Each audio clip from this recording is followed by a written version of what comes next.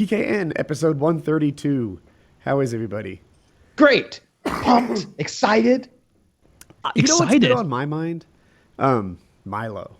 Milo is into Milo. Is in the doghouse right now. And I have been in the doghouse, and it seems like there's no escape online. You know, like everyone's talking about me everywhere I go, poking. You know, and like other YouTubers are making videos about me. It's the end of the fucking world. Everywhere dude, it is Did nothing. Simon & Schuster copy your book publication too? Now imagine it with CNN and Fox and MSNBC and HLN and PBS and NBC and ABC and all of them joining those YouTubers. right. It's cups, baby.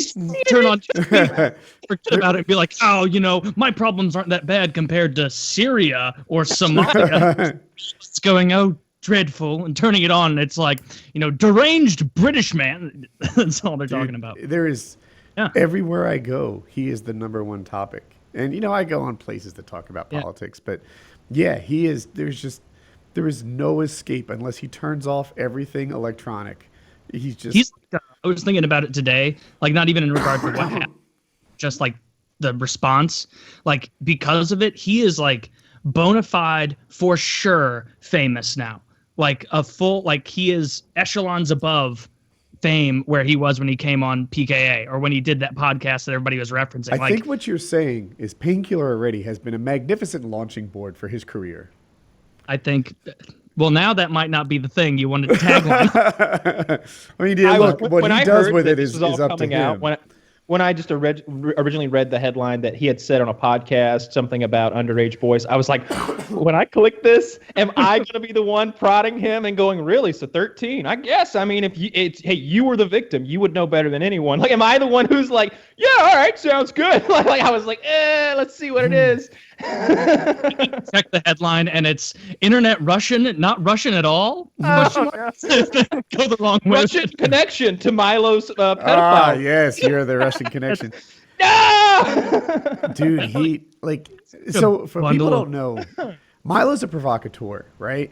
And his whole shtick, I wasn't quick to recognize it, but it's like, I'm gay, so I can talk about gay people. I fuck black guys, so I can talk about black people.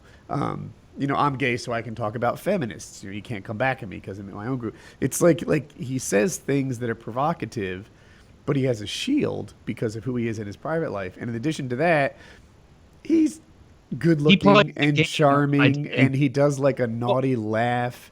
And part of it is that, like, anytime you voice opinions like Milo voices, you get attacked in a very specific way. And it's always, hey, you can't say those things because you are you, not one of us. And here we have a guy who's one of them, as it were, at least in some regards. Like, the whole climate of identity politics made it so that if you said something and the person you were saying it to, they don't like it, their first response goes straight to, you can't say that, like Kyle said, because of who you are, because your skin's white, or because you have a dick, or because whatever. Yeah. Those are pretty much the only two. And Nobody also, he has a real knack for being charming and clever, and he has this snicker that's like, aren't I naughty? And naughty is the perfect word to describe it. It's like, you know, I know I'm being bad, but isn't it cute? You know, the way that I do it.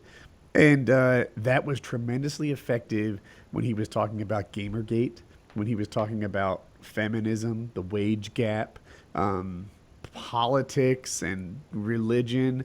But apparently there is no shield from the pedo stuff. There is. It just depends who you are. Again, he's getting attacked for the pedo thing because of who he is. There are plenty of other people who could have just gotten away just fine with what he said. I mean, you may have seen only if they're priests. Only if they're women. No, Roman Polanski got away with it. People still want to do movies with that fucking pedophile. Yeah. Did you? I guess maybe you saw Jim Norton's tweet. Like, didn't Lena Dunham talk about doing stuff with her sister in her own book? Yeah, she molested her sister when she was younger, and then I saw them bring up, you know, anyone who's on Milo's side is of course searching for some hypocrisy in this attack, and so they go to the vagina monologues where, you know, then they pull a quote from that, and the quote is literally like, I was 13 and she was a much older woman, and it was a good rape. The words "good rape" are right in there. And then they show the headlines of the news agencies who praised the vagina monologues for being brave and going where other people wouldn't go. And it's the same ones that are, of course, attacking Milo. So, if you go to what he said, though, right, he was talking about himself being the child. Although there's more to it. He said there's sort of two things that he talks about. One is, when I was 13, I took part in an interracial gangbang, and it was great. Right, that's part of what he says. Another part of it is when he was 14, he hooked up with a priest. I think the priest was 27. I might have that wrong. And that guy was fantastic. I give better blowjobs to this day because of the relationship I had with that guy. And then he says that in the gay community, this is, I think, the part that's the hardest to overlook, that it's like a common thing where there might be an adult who helps that child come of age and, find out who they really are. So that was a common thing. I think his boy comment was more like, oh, it's common for, I'm not gay, so I don't know if it's actually common, but he was saying it's common for older gay guys to say about younger gay guys who are still legal, like not children, like 18, 19, 20, whatever. They'll call them like boys, not young men or something. Or I saw something about how he was making a Woody's on target with this one. He said something that definitely looks bad, when taken in any context, really. But the context I think it should be viewed in, even though we're dealing with this provocateur, is it was a late night podcast, and I believe he was maybe drinking. Like, God, think about the shit we've said that could be pulled out of context, Yes. Although he seems particularly genuine about this opinion. And like you said, he's from that lifestyle. That's what he's grown up into. He probably knows better than us. And it's not for us to, I don't know if it's right or wrong, but he's telling me at 14, I would have loved to have been taken advantage of by a 27, 28-year-old like student teachers. Well, not at that age, they're not a student teacher, a teacher. I remember Miss White. Miss White, God, she was so hot. She didn't have an education degree. She had merely served a certain amount of time in the military. And so that makes you a teacher these days, apparently. At least in Georgia. I had two teachers who had no teaching credentials. They had just been in the Army. One of them was Coach Hall, and he was angry, and he had a knee injury, and he'd get red-faced and scream. But the other was Mrs. White, and she was very attractive. And I would have loved to have been molested by Mrs. White daily. I know all the jokes. You wouldn't in real life. In real life, I would have. I was 14. If you're a child, it is more traumatic. I was 14. I wanted to fuck her in the asshole.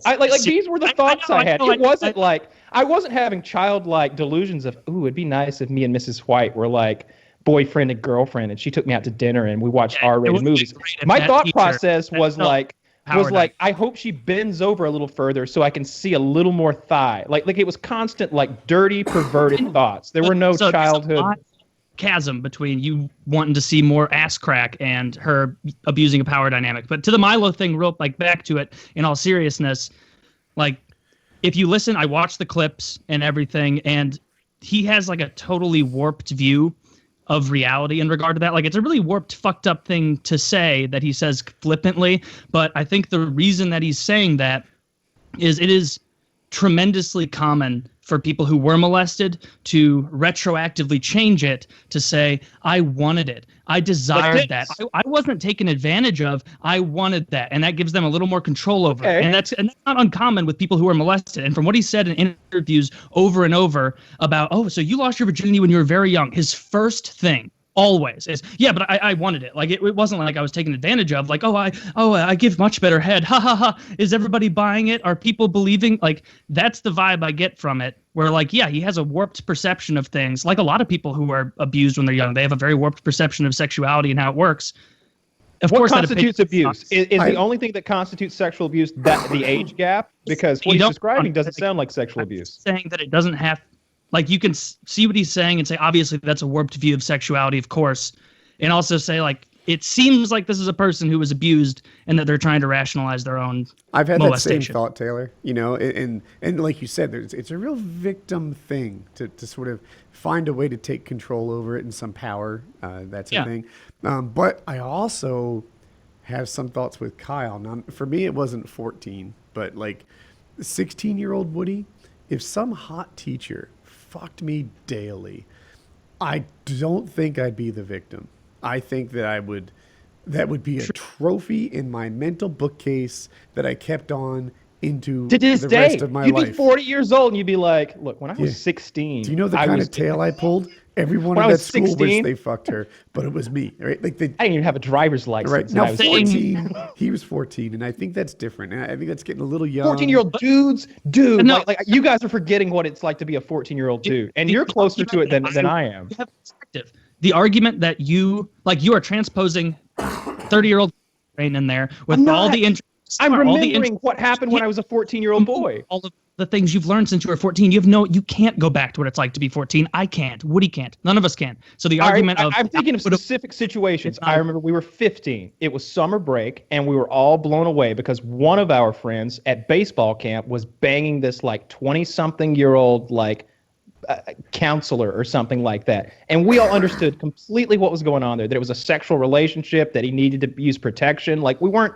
fools. We were somewhere between man and children. Absolutely. And we were all like, man, we're so jealous. And we were all like, don't tell anybody. Don't tell anybody. You can't tell anybody this. She'll get in trouble. You'll get in trouble, and it'll stop. And everybody was like, yeah, lock this down. You know, Brandon is getting more pussy than anybody knows what to deal with right now. He's getting adult pussy. That chick has a job. Like we were blown away by it. She can buy anything she wants at McDonald's. Yes, it's funny, and she has a car.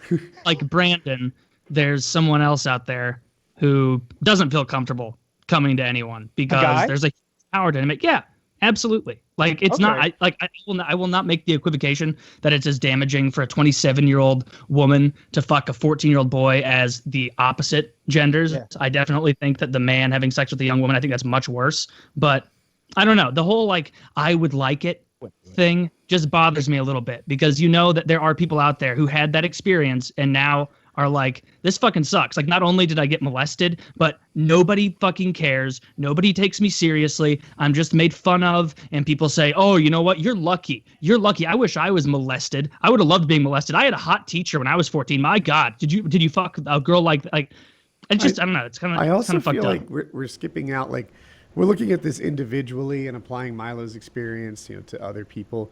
Milo's Milo, and he says provocative things and gets away with it because other people can, right? We talked about the identity politics.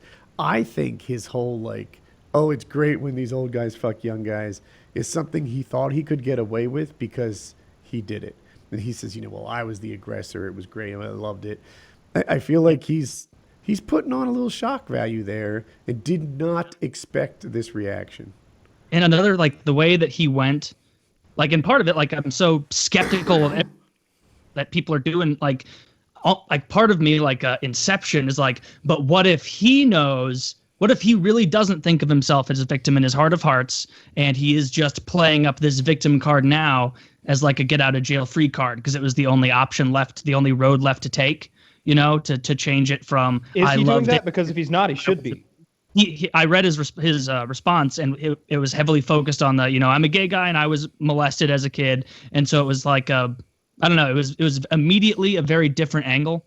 Mm-hmm. Which, if you had seen this angle before of him saying I was, or maybe he has said I've been molested before, but I liked it. Maybe that's the way he phrased it. I don't know. It's a very quick swap, and so it's hard to tell if it's truly genuine. Millions of dollars are on the line, right? So like he's gonna say whatever he needs to say. But he might not even know Taylor, right? Like he might have unresolved feelings on this. He would be so mad if you said that to him. He'd be like, I know what I know. You know what you know. How dare you question what I know? Like, I think we all know what we know, right? Like, it's easy to be like, maybe he doesn't even know what he's saying. I think we just have to take people. Fortunate childhood if you have no unresolved issues from yours. But lots of to know what your unresolved issues are. Like you don't even have that in. Like you were saying, like you may have something from your childhood that's unresolved. It doesn't have to be like somebody beat your ass to a pulp and left you in like the rain one day. It could just be something where, I don't know, like something trauma. Actually, I don't know. Is there a small trauma? We all have childhood traumas that stay with us for life. It's part of having a life, you know? Like you'd be a very boring fucking vanilla ass person if some bad shit doesn't happen to you along the way. The bad stuff is what leaves its mark and makes us different and interesting and able to deal with more bad stuff as we go on when it actually matters. If you can get past that bad shit that happens from 0 to 18, then the 18 to 70 stuff gets easier and easier to deal with. In this guy's case, though, honestly, as I look at it, I'm like, he didn't say anything that bad, I don't think. At least he was. Now, if he had said, hey, there's a couple of 13-year-old boys down at the YMCA, and I'm going to tell you, they want it. They want it morning, noon, and night. When they see old Milo coming, well, they just bend right over. They know it's good. They're grabbing, they're reaching for the Vaseline. Like if he said that, whoa, back up, you fucking child molester. Like now we need to burn you at the stake. But what he said was, when I was a boy, I was the one on the receiving end, and I didn't mind a bit. And that's a part of gay culture, and like, to some extent, that an older man will sort of have a Spartan-like relationship with a younger boy and rise him up through the ranks of homosexuality, I suppose. I think that's what like got him in trouble. That part where he tried, like instead of just sticking to his, I didn't have a problem with it, he tried to bridge it and make it seem like, you know, and this is what makes me once again think that it is unresolved stuff, is that he tried to bridge it and make it seem like, oh, it's not just me that it's okay with. You know, this is just something that happens. So if you think about it, I'm not even weird. Like it wasn't even maybe in some way, because I haven't heard him in context. I've only read the transcript. Maybe in some way he was taking a shot at the gay community, but being like, and another thing they do is like, it's a part of what gay people do. Older guys and younger boys. That is the gay community. Because he takes shots at every little group, even the ones he corresponds to, or even the ones he claims to. Basically, it comes down to like what he said. Like it's such a warped perception of sexuality that it's fucked up, and people from every side can see that. It's just a matter of like, why do you think he said that? Do you really think he said it because he's a pedophile, or do you think he said it because he's trying to rationalize something that happened to him in his past? It could be that, or he could be entertaining, or he could be just drunk and just talking off the top of his head. And he's like, oh, let's talk about child molestation. The comment box is going crazy right now. They love that. You know, who knows? It's a real shame, I think, that when I feel bad for him because of the Simon & Schuster thing and because of the Breitbart job. We don't really know Milo in any way, but from what I've read and seen, I don't think of him certainly as a pedophile or someone who's engages in that. He's made it very clear he's interested in much larger, more powerful black men. I don't think we have to worry about Milo going after any young whippersnappers or anything. So, and I definitely feel kind of bad that it's he normalized he's losing a lot of stuff. And he did it, I think, because he likes being provocative. He gets a lot of attention, and he gets away with it because of his background. And this time, there was no getting away with it.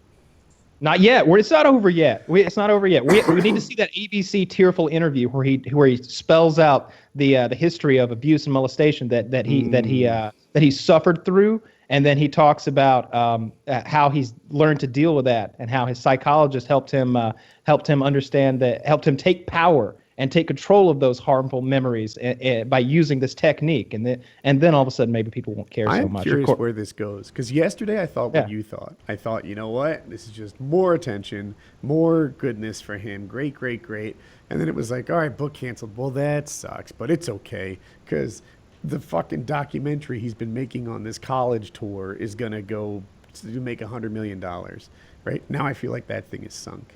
Now I feel like the book thing is sunk, and his Breitbart job is sunk, and so much is What's sunk. gone? What's that? Yeah, he quit. He resigned from Breitbart. I know that. Did I not say that? Obviously. Well, you said it. I said it was sunk. I don't know. Yeah, I guess. All these things are gone. The book, the thing, and I also feel like it. You know, college campuses aren't going to want the pro pedo guy like they used to. Maybe. This has been more damaging than I thought it was going to be yesterday. I thought that it was just going to be, we hate Milo. Yeah, you hate everyone. They still make money. We hated Glenn Beck at some point. But I think, the book thing, because I saw that he said he's still going to release the book. And it's not like it's, 70 years ago where you need Simon & Schuster. You could just self-publish and sell it on Amazon, maybe even make more money. Who knows? Especially given the amount of popularity where a lot of people who don't give a fuck a huge amount towards or against him might just be like, you know what? Let's see what he's has to say. And they may read it and hate it, or they may read it and love it. But either way, they're buying a book. You're right. Yeah, And this current wave of coverage will only intensify, or at least flare back up when the book does release on Amazon or wherever the fuck. They'll be like, the Dangerous Faggot tour has reached its climax. The self-proclaimed pedophile or whatever CNN will call him is released his book, and I think it'll sell well. I don't think we have to worry about him being in the poorhouse. His star fell a few notches this week, and it wasn't because of something he did this week. It was because they dug up some stuff he said a while back, and that feels kind of shitty. Like he Did you hear the George Takei clip of George talking about pretty much the same thing? George Takei says the same thing. Yeah, he's like, when I was a boy, he's basically like, when I was a boy at summer camp, I don't remember if it was 12, 13, or 14, but there was this older counselor, and Howard Stern's like, and you liked him? Oh, yes, I liked him a lot. And he's just like, he's basically explaining how he had sex with this guy when he was a child and this guy was an adult, and how I liked all of that, Howard. Yes. It's like Milo's saying, this is not, it seems unheard of in the gay community, but you translate it to the straight community and it sounds straight up criminal. Yeah, and I feel like if you are a gay guy, I feel like every gay guy who's like a liberal and hates Milo, which is like 90% of them, is like, yeah, I did that too, but today's not your day, Milo. Down. Like they're not nobody's gonna stand up for Milo from his community and be like, when I was, 17 and my boyfriend was 12, you're not gonna have a bunch of guys stand up and have that I'm Spartacus moment where like, I'm a pedophile. I'm a pedophile. Like that is a hill that no one wants to die on. Yes. Yeah. No, exactly. nobody's gonna do that. Yeah, I really wonder how it'll turn out for him. Like, obviously, I feel like Milo's in the news more today than he's ever been, ever. Sure. Yeah. But it's not good press. So is all news good news? Or all publicity good publicity, I mean to say? We will see how it plays out. For him, it is, I think, because his most staunch supporters are all people who are not all, that's too generalizing, but a lot of them are in the whole every single bit of media that's not independent, online, whatever, is totally biased. And so to them, a lot of them, they're just going to see this as full circle of they condemned him because of what he's doing, and they went on a witch hunt, and so that proves that he's right, which explains why they're attacking him, which is why they had to go on this witch hunt, which explains why they're afraid of what he's saying, and like that whole cyclical thing. So maybe it doesn't make his base bigger, but it seems like it's definitely throwing some red meat to those really devout people, not intentionally, but it seems like it'll rally them up, just like anyone who's a big fan of someone, if that person gets attacked, goddamn, look at any time a celebrity says something, no, not even mean to Beyonce, just doesn't prostrate themselves on the ground as Beyonce walks past saying, oh, my lady, look at the Bayhive on Twitter. If someone doesn't shake her hand long enough when they meet, they're like, oh, who's this bitch? Treating Beyonce like she's not Beyonce. You don't know who the Queen Bey is? Or whatever, they're screaming about. People get very passionate when they have those kind of connections. So I don't know. I don't think he's sunk, but the Breitbart thing definitely looks bad. It looks bad and it hurts him, especially because it's Breitbart. Breitbart has just been a propaganda website for a while now. Basically just, the far, far right of far, far right.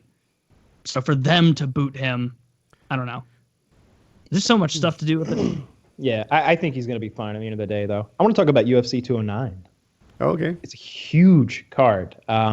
You've got Alistair Overeem and Mark Hunt fighting. I like to watch Mark Hunt fight because I like to watch the guys who don't look like they belong in their fight. That's. I think everyone who's not a professional athlete, perfect specimen, when you see someone go in there who looks like he could be a mechanic or just selling T-shirts on a Hawaiian beach. That's Mark Hunt, and so that's going to be interesting. You've also got the Habib fight. He's fighting Ferguson. That's going to be huge. That happens. That's the one to me. We're going to pretend like it's going to happen. Schedule and everything, Taylor, and for everyone else's benefit. But shit happens is basically March the deal 4th, all the time. But that's the thing about MMA. Some guy can miss weight. We've gotten all the way up to guy bumps his head on the bathtub as he's cutting weight. It's the day before weigh-ins. Yep. And he hit his head because he slipped and. That's shitty. And then, of course, you had the rematch from last year, from a fight. The promos try to call it the fight of the year, but it was a fight of the year contender, I guess, between Woodley and Thompson, Wonder Boy Thompson. So that's going to be really fucking good. That's for the belt too, because Thompson is the champ, right? Is it just me? So if I was judged for that fight, I had Woodley winning. And then, if people don't know, on the 3 cards, Woodley won, and there were 2 draws. And it turns out that's I never even saw a majority draw until that fight. If you have 1 win and 2 ties, I thought that'd be a win, but it's majority draw. Yeah, since both judges felt like it was a tie, you just sort of throw out the one where he won. But in my eyes, he won. I thought if I was a judge, I'd have had him winning. And, you thought Woodley won? Just as Woody the judge, right? Sometimes they get it right, sometimes they get it wrong. I want to be sure which one you thought won. Yeah. Right, Woodley, the big, strong black guy. I thought he won. Also, I feel like Woodley has the tools to beat him, and just for some reason didn't. Like, he stopped doing takedowns, and Woodley did more damage in my head. You know, he had Wonder Boy, like, flash knocked out. Knockout doesn't win the fight, but still he knocked him out, you know, I thought. And I just see this one, Woodley being like, all right, motherfucker, you're a slow learner. This time I lay it down. And I hate Woodley, but I think Woodley smashes him. I'm looking forward to it. I think Woodley wins too. I just think he's the stronger guy, and you know that's what usually wins. Like the stronger guy wins every single fight, unless the weaker guy does something special. You got to come up with some way to get around that big strong guy. I hear you. I feel like isn't reach the new thing? Like Anderson Silva had a bigger reach than it's everyone how you use your toolbox. McGregor has a longer reach than everyone he fights. I watched an old fight last night. It was Tim Silva versus versus this guy with kicks. This 6'3" monster who had these crazy kicks. Okay. And Tim Silva was like, I'm gonna fucking grab you, put you against that cage. I'm gonna fucking tire you for 2 rounds and drag you into the mud. And then when round 3 came around, Silva was not an athlete per se. He was just a giant. And his boxing, I've never seen a man that big box. And at first it looks awful and awkward and terrible. But what you got to think is like there's no need for him to wind up. There's no need for his punches to come from back here. His punches can start right here because there's plenty of elbow to extend. And he's boxing with his arms already extended because they're so he's just tip, tip, tip, tip, tip, tip, tip. And he fucked that guy up. That was fun to watch. I enjoyed watching. And then I think the main event for that night, this is like an 8-year-old fight, was Anderson Silva fighting Rich Franklin? Chris Lieben or Rich Franklin, maybe? I think a white guy. A white guy? Yeah, Chris. That's both of them. Maybe it's Rich. Was he really good looking? Yeah, Rich Franklin. Yeah, then it'd be probably Rich Franklin. Yeah, I think it was him. Chris Lieben, rarely called very good looking. Rich took a real beating that night. I think it was the rematch of a fight between them. It was. He was defending his title for the second time against Rich Franklin, I guess. And that was wonderful to watch. After watching that, I was like, they need to get Anderson on TRT. Let's just do it. Get him on. Did they? Is he currently? Well, so here's the thing. He should be, is what I'm saying. He's 40-something. Let's get him back into fucking. So Anderson pump him full Silva, of chemicals. He needs it. Like 5-6 years ago, Anderson Silva was on MTV Cribs, and he took him for a tour of his house. And when they showed him like the kitchen pantry, he had all these boxes of syringes and shit. And everyone is like, "What the fuck is with your syringes?" Now, there's no diabetics in his family or in his house, right? And are there any diabetics in your house, Kyle? No. Do you have syringes laying around? I don't think there's a single syringe in my home. Right? I don't know where I go to purchase a syringe. I've never bought one. I don't have any syringes laying around. Like we don't inject people or whatever. A turkey baster. You can get strong quick. One dose of that. We got turkey baster in there and rubber gloves. Yeah. We do shit in bed. But so anyway, he had all these syringes, and people thought like, "What the fuck is he taking? What's up with that?" And then about like 4 years later, he got busted for whatever performance-enhancing drug he was busted for. And the theory is that he was on something throughout that whole title reign. Sure, I'm okay with that. I don't care anymore. That was a long time ago. Yeah, it sucks that he did it. I wish he hadn't done it then. But what I'm talking about is what we have now, what we have to work with today, and that's a 40-something-year-old Anderson Silva who's got a bit of a dad bod thing going on. He He's always not quite did, but yeah, more more now. in that fight last yeah. night, his back was just. I had the benefit of watching him fight like 2 or 3 weeks ago, and then watching him fight last night from 8 years ago. Man, he looked so much more muscular, and cut and defined, and much less fat. I'd love to see. They should stick him on TRT if he needs it, if he qualifies for it, and speed those hands up a little bit. Get him. You're looking get him, for Bellator. That's the TRT league. No, but I want Silva on it. Like Silva's the only one because I feel like he's gotten smart. Oh, I want Rogan too. I won't watch Bellator fights just because Rogan's not there. I don't like the Bellator. Really appreciate Rogan being there. It's a big deal for me. Like I watch even the announcer. The announcers aren't as good. The refs, I like knowing the refs. I know most of them now. It seems like it's. I really prefer the UFC. I like the Dana White dynamic. Everything about it's a different kind of show for me than if there's just a really specific matchup I want to see. Like I went and watched Cyborg's fights over on Invicta, Pride, maybe Invicta, something like that, and I was watching it like, this feels like low budget pro wrestling a little bit. This feels like WWE with like half the budget, and even the belt looks kind of shitty, and I don't know. I just wasn't into it as much. I need to feel like we're here seeing a thing. And when what's his name, the announcer for the UFC, Bruce Buffer. Bruce Buffer, yeah. When he comes out, God, he's so good. He's got a torn ACL in his knee or whatever that's been torn forever. Bruce Buffer does? Yeah, he tore it in the ring doing like a 360, doing like a 360 announcement. Like he's like, and now it's time. And like in the middle of it, he like jumps and does a 360 and lands like with a wide stance. He's like, time. And he tore his fucking ACL and like didn't flinch or anything. Was it like one of those like Aragorn scenes, like in Lord of the Rings, where Aragorn, when he kicks an Uruk-hai helmet in one of the scenes? Because in Lord of the Rings, it wasn't the Hobbit. They still had fucking armor makers, blacksmiths making armor. So it was a real heavy Uruk-hai helmet. And they told him to kick it. Yep, the Weta Workshop. And Aragorn, Viggo Mortensen, kicked it. And he broke at least one toe, maybe a couple, and he just screamed because of that. And that's the one they used. They used that one. And you know what? Finds the Hobbit's belts because you have to finish it that scene. Like I bet as a professional actor, as soon as his toe hit and broke, he like had that like snap understanding of like, if I don't get it right this time, I will have to kick it again.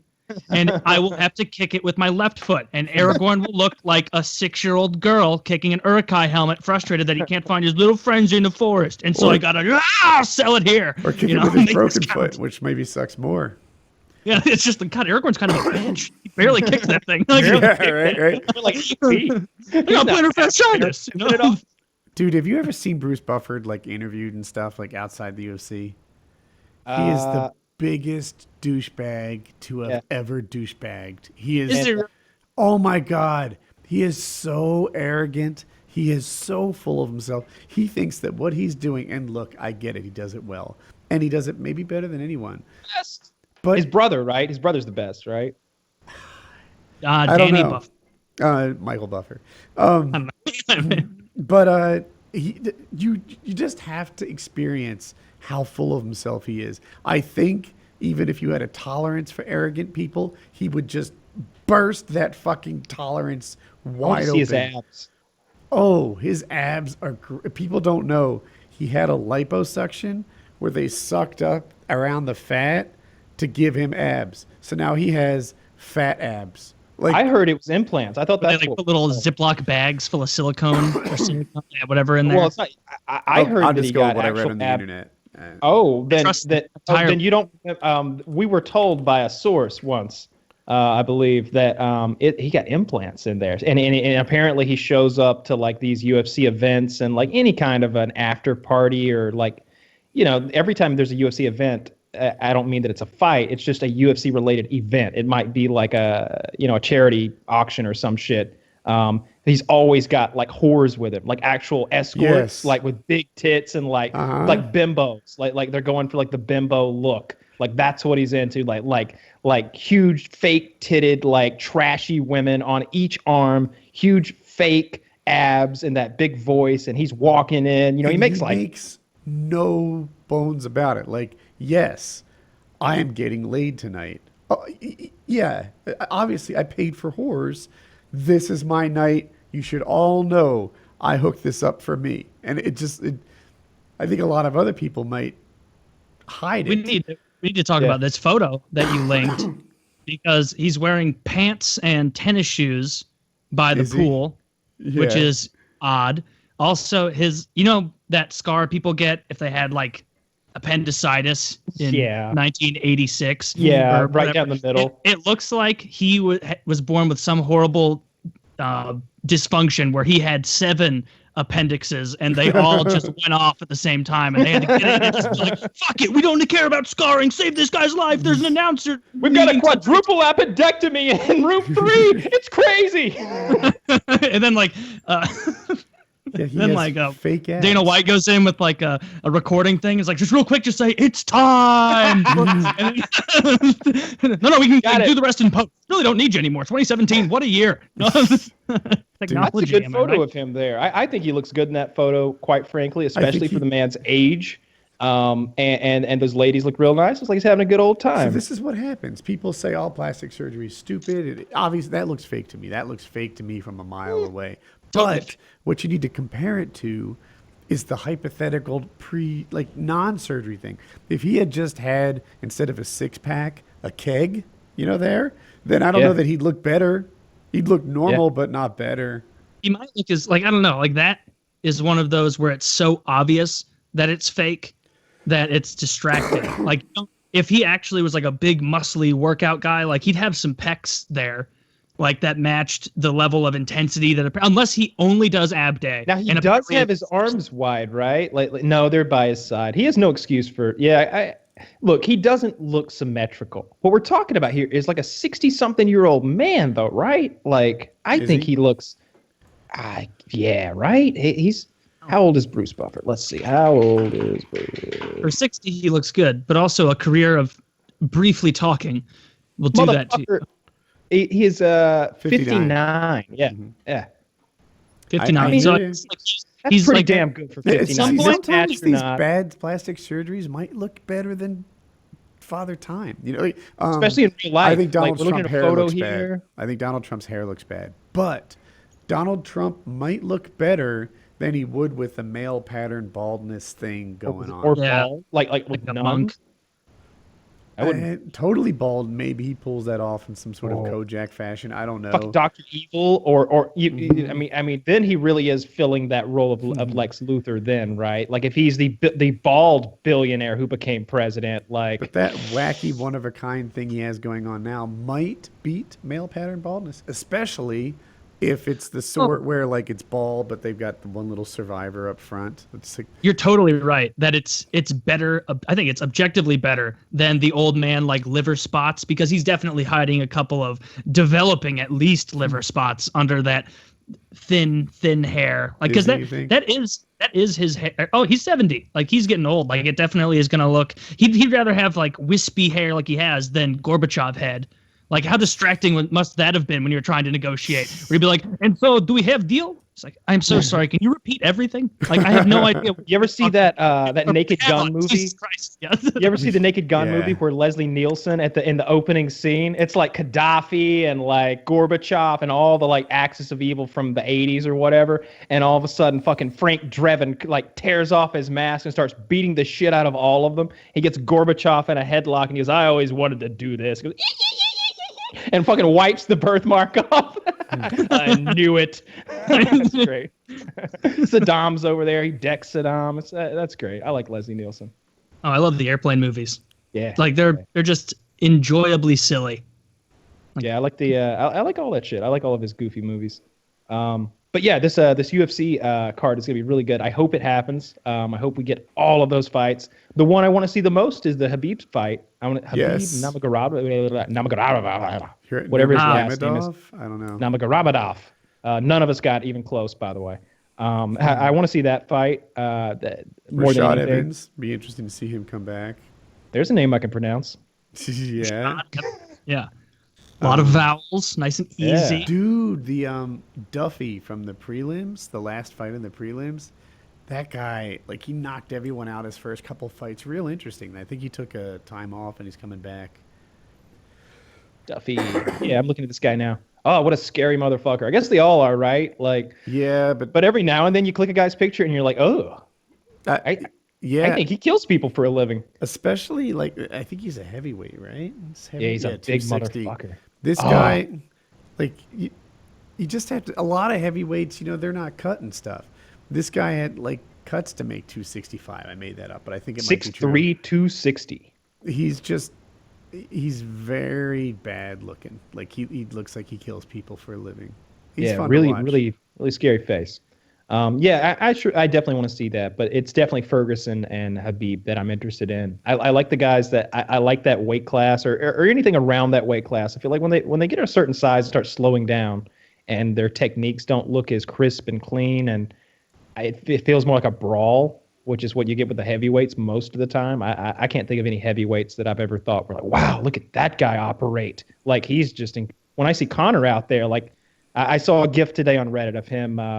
It was something about Conor maintaining the correct distance with someone he was fighting, and he so quickly, like as the guy charged in and threw a combo, it was, and Conor was backwards, out of the way, just out of reach, and immediately back in with a combo of his own and pop, pop, pop, hit the guy.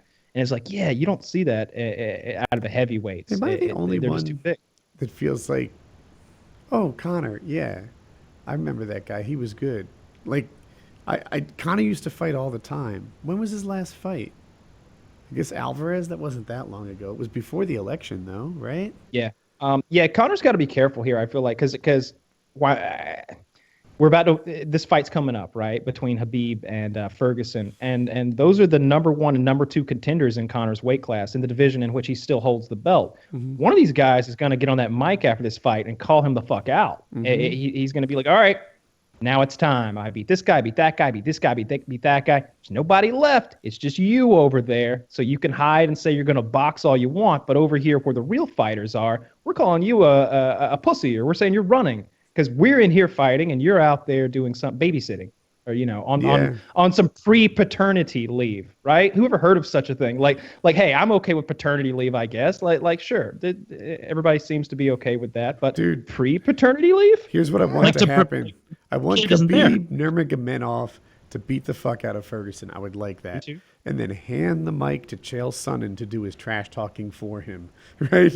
And then Chael just come on there like, this is Khabib. He's the man with the arms, the man with the charm, the man who is, the ladies swarm and the bad guys I warned. didn't climb down from the mountains of Dagestan to whip some Puerto Rican tonight. I came for the Irish punk they call Conor McGregor. Like he needs to get out there with that. Yeah, sure. Like, dude, he would get out there, and that would be so great. Oh man, I don't like that in sports as much. Like, I wouldn't like that as much because I like in sports interviews and bickering between players in English who don't speak English well at all. There's nothing I love more than seeing like a post-game interview and being like, oh, good. Like, a Russian got first star of the game, and this guy played in the KHL last year, so this will be a doozy. Trying to understand what he's saying, like as he like turns to his trainer from Cleveland, being like, "You give me him here?" Like, no, I don't know Russian either, dude. Fucking Cincinnati. But yeah, I like shit like that. And then all like the Japanese baseball players. There's some great Japanese baseball player interviews that are hysterical. But yeah, like, we 209 were talking is about. gonna be fun. Kyle, I will ask you this: you're looking at the card, right? Do you have it in front of you? Yeah, I have it in front of me. Yeah. Okay. You're following MMA a lot. Surely you're familiar with this concept of the MMA gods. You have to sacrifice something to get the fight you want. Well, the most important one for me is the Ferguson Habib fight, and then after that, I want to see Woodley Thompson, and then after that, it's on Overeem. Let's and say the that rest, the bigger I'm the just kind of- sacrifice, the more likely you get what you want. Would you sacrifice Overeem? Yeah, huh? I would. Oh, I'd sacrifice Thompson and Woodley to get the Habib fight. Yeah, the Habib fights that to There's me a that's one-fight the card to you, it seems.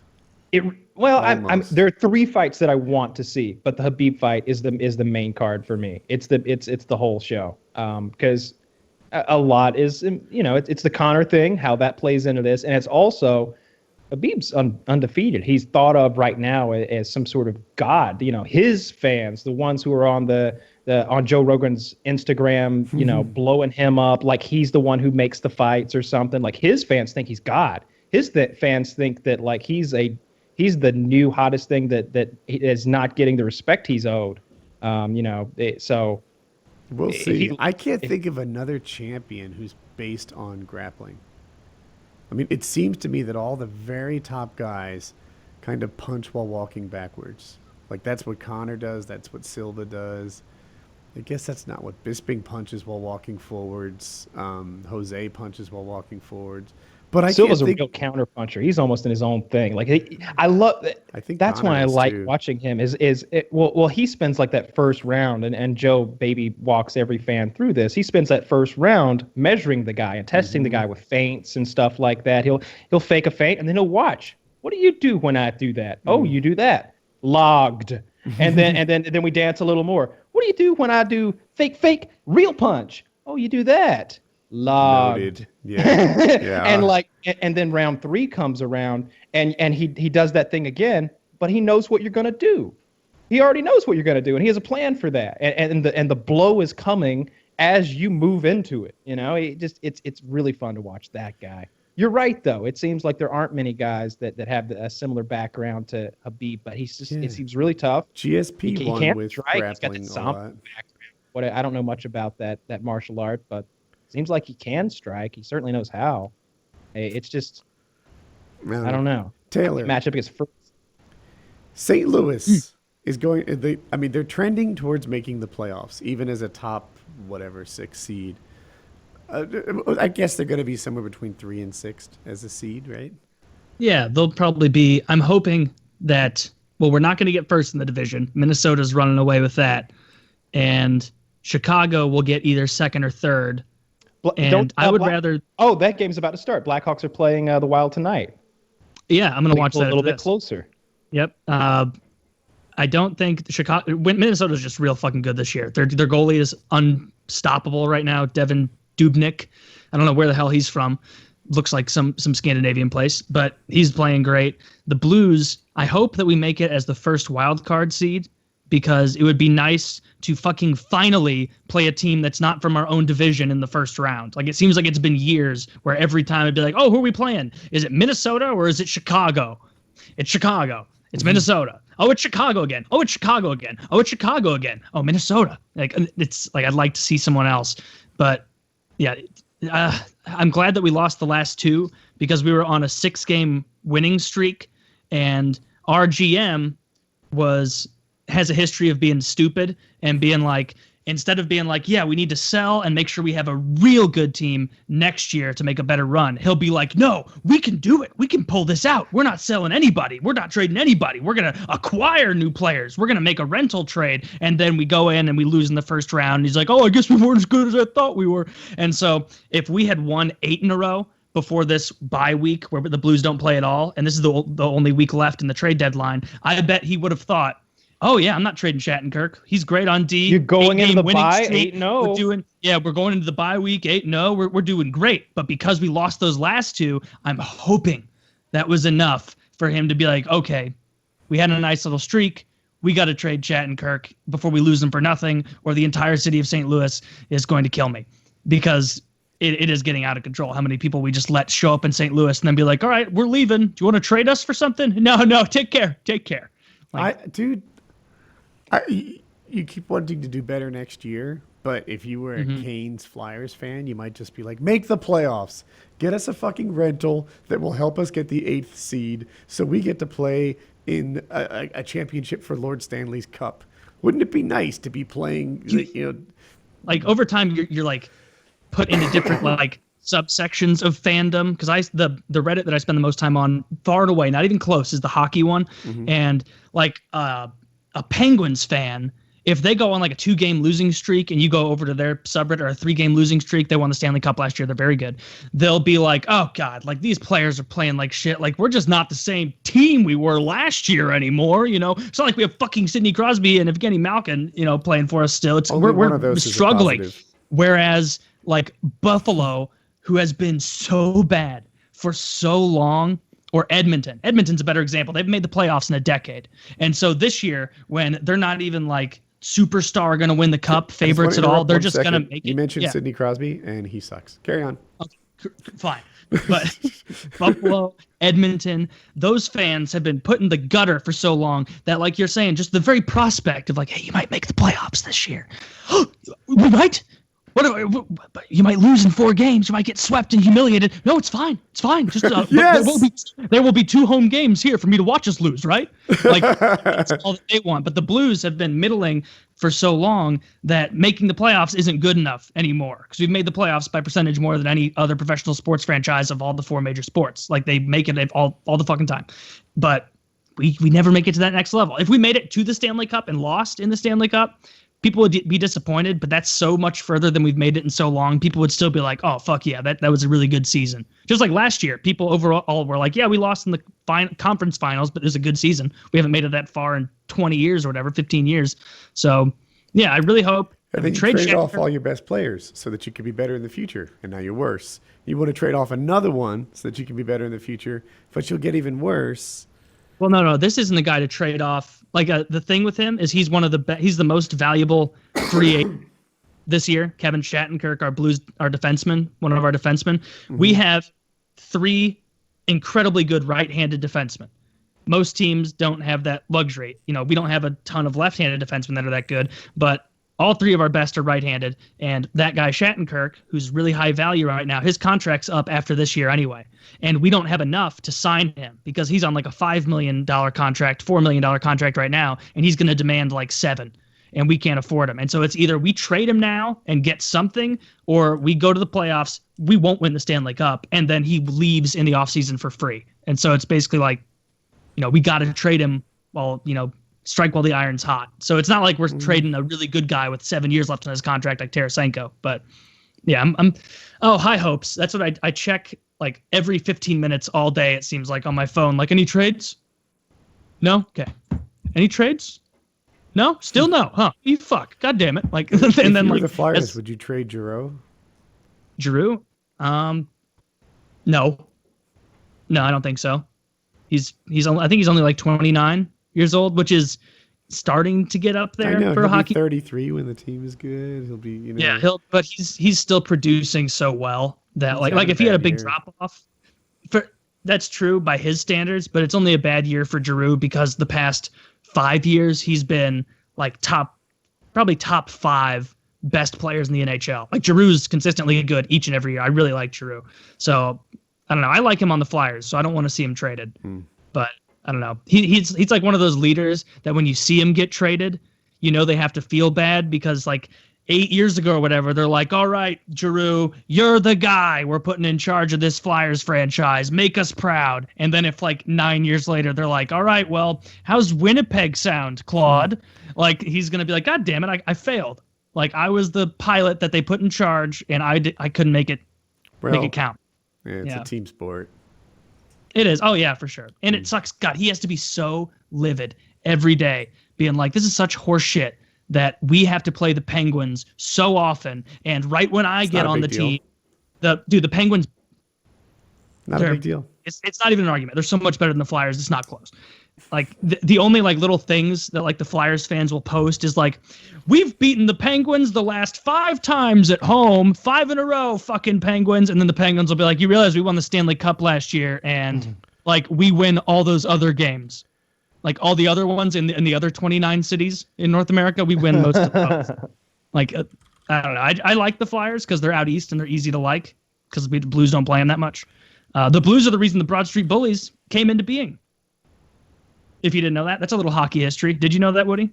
I'm looking up the all-time Flyers versus Penguins series. So basically, the way the Broad Street Bullies came into being. So the Broad Street Bullies, Kyle, if you don't know this, it was a team of Flyers where they decided, like, we're not that great at hockey, but we will beat you to death on this ice. You will be afraid to play against the Flyers, to the point that they did an exhibition game against Team Soviet Union, and the Soviet Union just fucking left after the second period because they're like, this is not hockey. They just come out, they swing, they hit, they punch, they bite. They don't even play the game. The Soviet Union came out and they beat every NHL team. They played the Flyers last. And it was just like, well, fuck, we thought we were good at hockey. Turns out this Soviet team better than everybody. And then they met the Flyers, and the Flyers beat the fuck out of them, both with their hands and in the scoring. on the scoreboard, because the Russian team was just like, put our line out there. Everybody else go to the locker room. We're not going to ruin all our best players for this exhibition. That's not even true. Their best players were out there. They were just cowering in fear.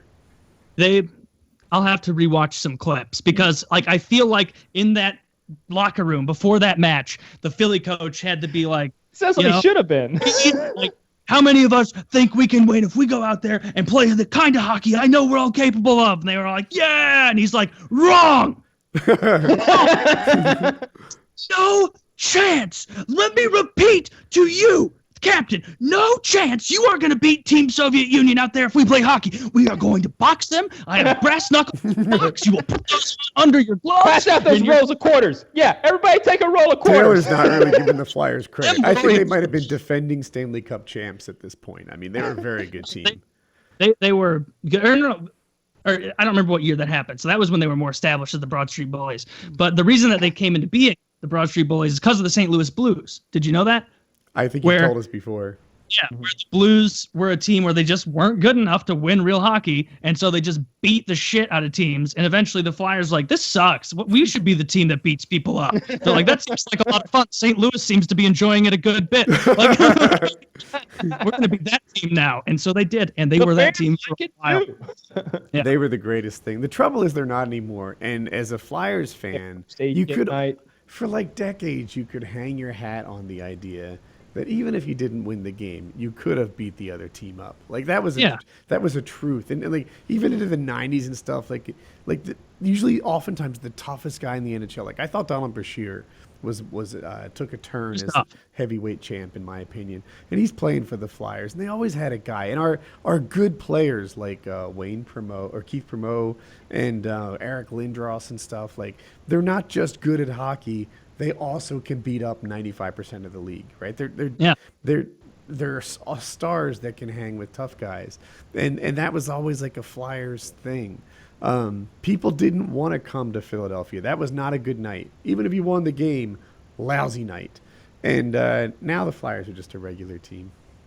Yeah, I mean, definitely. Like if you look through history, I'm not as versed on it as you because I didn't follow them, but the Broad Street Bullies is the coolest era for them. But it's almost like if they tried to go back to that right now, they would only guarantee that they'd continue to be the worst team in the league. Because now, like with technology being so good, with like skates and sticks and just the ways trainers know how to get you like to a science almost to be as fast as possible. Like you can't just put an oath out there anymore. Mm-hmm. Like they fucking catch the guy they're trying to get in a fight with. The guy they're trying to fight with might pick up the puck, skate over and make a nice pass, go to the slot, pick up another pass, do whatever they're doing, and then just skate to the bench for a shift. The other guy will be like, God damn it, he's quick. Like, our captain was this tough guy. His name was Bobby Clark. Not big, but tough as hell. And he used to have to soak his body in something that gave him awful, terrible, just unseen bad breath, right? Whatever it is he soaked himself in had like halitosis times 10 as a side effect. And he loved it. He would just bad breath people like against the boards and shit. Like, like all the time. Like that. I love that. That's so fucking Philly. And here's a picture of this tremendous athlete. Oh my God. That was gingivitis. That's all that was. Here about like athletes who don't look like they should be athletes. I'm going to link you now really Stanley Cup champion and NHL All-Star, multiple time NHL All-Star Phil Kessel, who looks like he won a radio sweepstakes to get into the locker room. Yeah, if you out there, like if you watch him play, it is astounding. He plays with, so flex is something on a stick where with composite sticks, if it's a really high number, it means it's hard to flex, so you're going to get more power on a slap shot. If it's really low number, like a 70 or something, it's going to be like a noodle or something. So if these guys try and take a slap shot, it'll just break. So it's like really quick bend and flip wrist shots. This fat guy, let's be honest, he's really muscular too because he's in the NHL, but he's a heavy guy. He looks like the husband who's married to an unusually hot chick in a sitcom. He does. He looks like after before his stint with the Toronto Maple Leafs, he was in King of Queens, popular show. Yes, driving a UPS truck, yeah. But he uses the lowest flex stick of any player in the NHL to the point that they'll like do little things where it's like, oh, other NHLers try and use Phil Kessel's stick and they try and shoot it and they just break it. But you watch this guy shoot it and he's got it down to like a fat guy's science of like he puts like the perfect amount of flex on the stick and then in like a tenth of a half of a second just snaps it forward like it's some sort of trap. Dude. Or like you snip a cord on a bridge and it just whips forward. I love it. It sounds like his shots might not have the speed, but he's getting them off quicker. They're pretty quick. He gets them off fast. He's a good goal scorer. And he's an American. When I played beer league hockey, it was funny because I played with a really flexible stick because I'm a normal person, right?